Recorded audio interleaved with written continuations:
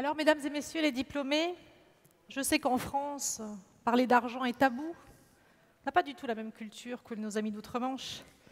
Mais pensez-y bien à cette fondation du groupe Subdeco Montpellier.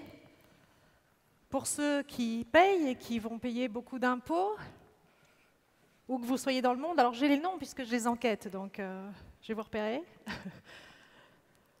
Pour ceux qui n'ont pas de crédit à rembourser, les apprentis, ah bah ouais. Pensez à la fondation, on compte sur vous, engagez-vous à nos côtés, et comme le font les diplômés que vous avez vus, et pour témoigner sur son engagement personnel, je vais appeler un diplômé d'une promotion, jeune promotion, 1988. Oh bah comment ça, je suis qu'en 1989, n'exagérez pas quand même. Il est membre du comité exécutif de la Fondation. J'appelle sur scène à me rejoindre Monsieur Yves Christol, directeur des activités points de vente et professionnels de la société Royal Canin.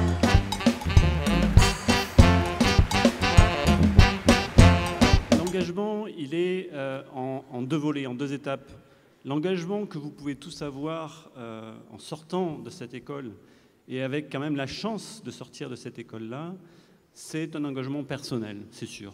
Certains d'entre vous m'ont vu à des entretiens pour entrer. D'autres me voient au jour le jour dans l'entreprise, chez Royal Canin. On a quelques apprentis. D'autres m'ont vu en intervention. Mais au-delà de ça... Les marketeurs. Il y en a qui ont gardé des bons souvenirs ou des mauvais souvenirs. Mais au-delà, vous pouvez engager vos entreprises, à quelque niveau que vous soyez dans l'entreprise. En entrant dans votre entreprise, vous pouvez commencer à voir comment fonctionne l'entreprise. Et quand on parle de la Fondation, nous avons besoin, et Royal Canin est là depuis le début en tant que membre fondateur pour la Fondation, nous avons besoin de connaître les entreprises et de savoir à qui s'adresser pour récolter le fameux million dont on vous a parlé. Alors, Royal Canin, nous avons plusieurs choses à faire avec la Fondation. D'abord, nous sommes membres fondateurs, et ensuite, nous allons apporter du savoir-faire, de la compétence.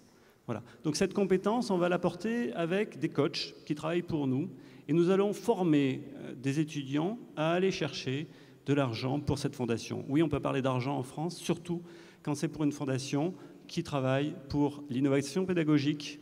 Et quand je vois les métiers que vous avez aujourd'hui, ils sont très largement différents des métiers que j'ai faits au début. Donc on a besoin d'innovation pédagogique et puis on a besoin de diversité. Royal Canin fait partie du groupe Mars. Un des fondements du groupe Mars, c'est la diversité. Voilà, alors je vous engage dès demain, ou peut-être dès après-demain, dans vos entreprises, à savoir qui a les cordons de la bourse, à savoir qui a cette démarche humaniste. À quelque poste que vous soyez, vous pouvez jouer quelque chose pour la Fondation. Merci. Merci.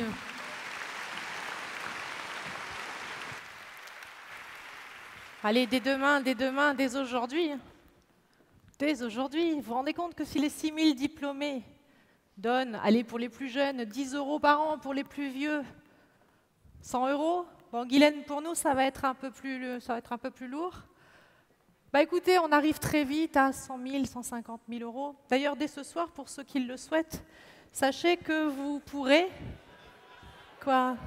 acheter votre habit de lumière, que vous pourrez remettre, ça changera des habits de cow-boy pour les fêtes d'Halloween. Hein. J'ai un souvenir d'un carnaval apprenti qui était quand même pas triste.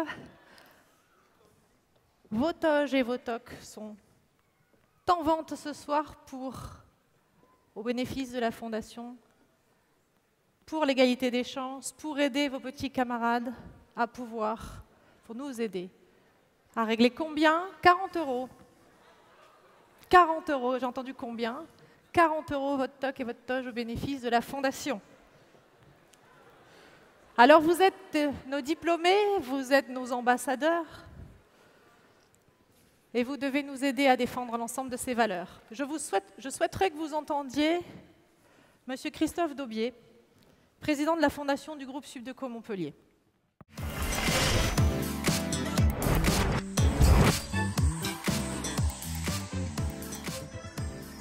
En tant que président de la Fondation Subdeco Montpellier, Je voudrais vous rappeler les 3 missions principales de cette fondation. Des bourses internationales pour des étudiants issus de pays émergents. Ensuite, la possibilité de faire appel à la fondation afin de créer donc des entreprises pour les jeunes diplômés. Et troisièmement, en effet, en France, pour des jeunes qui ont quelques problèmes financiers, pouvoir accéder aussi, via la Fondation Subdeco, au groupe Subdeco Montpellier.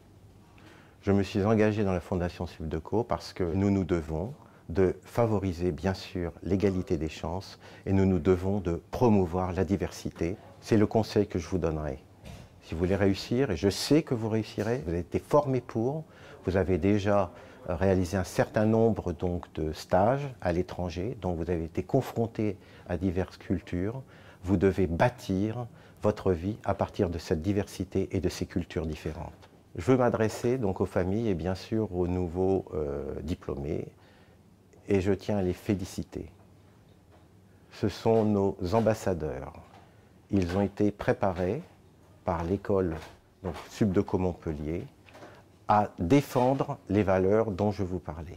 Parmi ces jeunes diplômés, il y en a certains qui ont eu accès à la Fondation Subdeco. Je leur demande, bien sûr, à ceux-là spécifiquement, mais aux autres, de promouvoir la Fondation Subdeco au niveau national et international, lorsqu'ils vont être dans leur société, promouvoir nos actions, promouvoir notre stratégie, et surtout expliquer ce qu'est la Fondation Subdeco.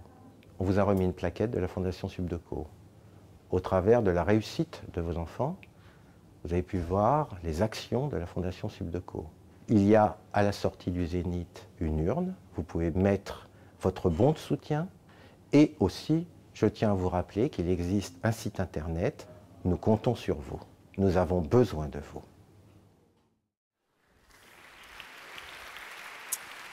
Merci.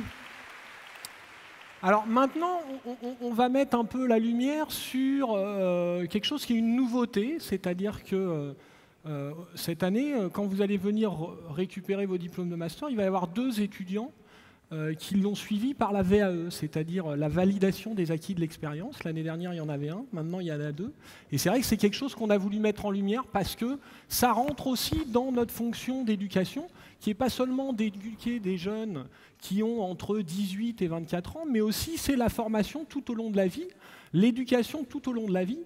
Et là, on a effectivement 2 personnes, Stéphane Cortadelas et Claude Stefanovic, qui sont des gens qui sont plus âgés que vous, qui ont eu des trajectoires professionnelles assez brillantes en France ou à l'international, qui sont effectivement inscrits pour cette VAE, qui a consisté à un suivi pendant une année par un conseiller finalement validation des acquis de l'expérience qui leur a permis de monter tout un dossier.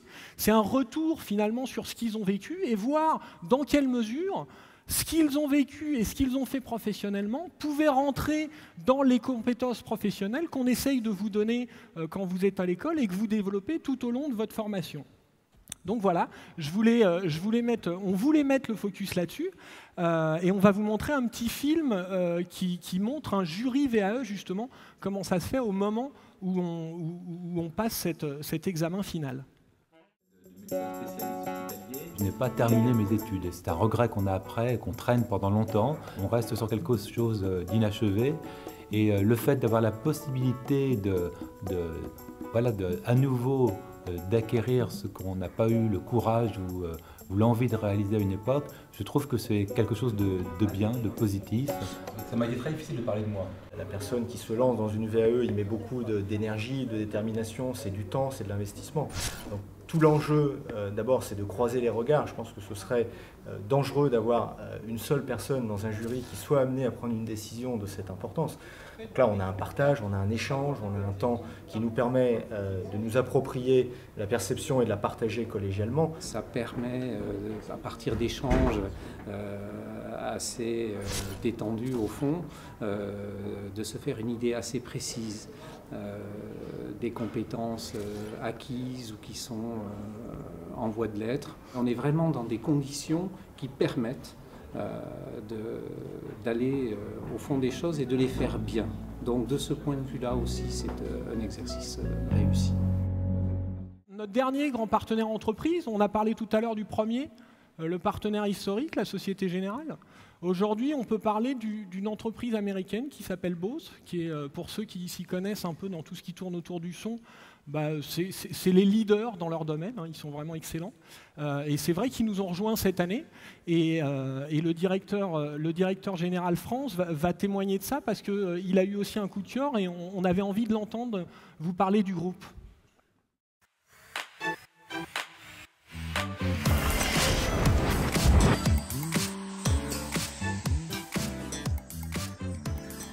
Bose est une société américaine.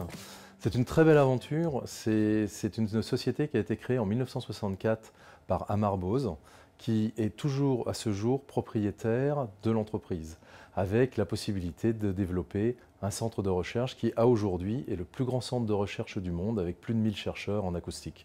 L'association Bose et Subdeco Montpellier, c'est quelque chose d'intéressant parce que Bose est très proche aux États-Unis du MIT. Il y a beaucoup d'associations avec cette grande université de Boston. La volonté du groupe est de se rapprocher de groupes ou d'engineering, d'écoles d'engineering ou d'écoles de commerce. Vous imaginez bien qu'une société comme nous, on est démarché par toutes les grandes écoles. Donc ensuite, j'ai rencontré Monsieur Jourdan, qui m'a fixé un rendez-vous pour une demi-heure un matin, et le rendez-vous a duré 2h30. C'était juste extraordinaire, et donc forcément après, j'avais envie d'aller voir sur place ce qui se passait. Donc j'ai eu le plaisir d'aller à Montpellier et de faire un cours pendant 4 heures que j'ai trouvé beaucoup trop court. Donc la prochaine fois, on essaiera de faire un peu plus long. Et on va développer cette collaboration entre Bose et Subdeco Montpellier. Alors le 24 octobre, nous descendons avec notre vice-président Europe, qui va faire une intervention dans le Grand Amphithéâtre sur 2 sujets d'actualité chez nous et d'actualité globalement sur le marché. C'est la conduite du changement et la mise en place d'organisations matricielles. Ce que je souhaite dire aux diplômés, la première chose, c'est bravo. Bravo pour ce que vous venez de réaliser. Vous sortez d'un parcours qui n'a pas été facile, mais vous sortez avec un beau diplôme, d'une belle école. Donc vous allez trouver des emplois sans aucun souci. Vous allez manager des gens. Et la chose que j'aimerais dire, c'est que n'oubliez pas qu'autour de vous, vous avez beaucoup de gens qui n'ont pas la chance que vous avez eue, qui n'ont pas eu la chance d'avoir les capacités intellectuelles ou les capacités financières ou les capacités géographiques de faire ce genre d'école. N'oubliez pas que ces gens ont une énorme valeur. Et une entreprise est constituée de plein de personnes. Et ce n'est pas simplement vous qui ferez vivre les entreprises, c'est vous avec les collaborateurs. Donc gardez en tête que vous avez un diplôme fabuleux, vous avez une école extraordinaire derrière vous, mais vous aurez besoin de tous ces collaborateurs qui sont tous une valeur inestimable pour vous, pour l'entreprise et pour votre carrière. Et le succès ne dépend que de vous. Le succès dépend de ce que vous allez être capable de faire et de ce que vous êtes capable d'affronter. Donc si vous attendez que tout soit au vert autour de vous et que tous les signaux soient positifs, je peux vous garantir une chose, vous ne bougerez pas. Vous allez rester sur votre chaise et rien ne va avancer. Donc, construisez quelque chose. Il y a de l'adversité, il y aura toujours de l'adversité autour de vous.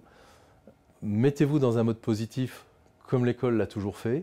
Restez constructif et vous pourrez avancer. Une des autres choses qu'on voulait mettre en avant, c'est forcément la dimension internationale de l'école. Vous avez pu la vivre à la fois parce que vous vous êtes mélangé avec des étudiants étrangers, parce que certains sont partis à l'international, d'autres ont suivi le bachelor de l'université de la Trobe, ont même souffert pour l'avoir mais l'ont eu. Bref, il y a toute cette dimension-là qui est importante. Et ce qu'on voulait faire cette année aussi, c'est mettre en lumière le parcours de 2 étudiants qui ont suivi la spécialisation professionnelle International Business. Pourquoi ? Parce que c'est une spécialisation où ils passent leur dernière année à l'étranger. Et c'est vrai qu'on ne les voit pas tellement sur la fin. Et on trouvait que c'était sympathique et assez bienvenu de les mettre en avant. Donc je vais vous demander d'accueillir Alison Tesson et Quentin Verle.